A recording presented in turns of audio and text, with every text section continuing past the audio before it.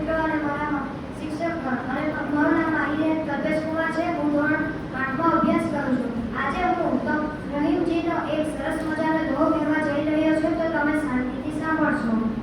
Rahim way નર મન ઝુકે હૈ, જે કહું मांगन जाई, उनसे पहले वे हुई जिन मुख कष्ट नाही, रहीमजी मुखनी कष्ट नाही.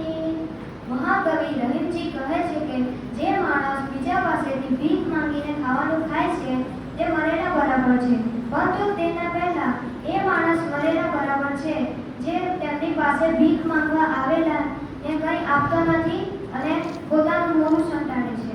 બાબા આપેલ દોહામાં રહીમજી કહે છે કે કોઈ પણ અપંગ, ગરીબ કે દરિદ્ર માણસ તમારી પાસે જ્યારે પણ કંઈ માંગવા માટે આવે ત્યારે તે પોતાના પરિવાર અને ભાવિ પેઢી માટે પોતાની આત્માને મારી શકે છે, પરંતુ જ્યારે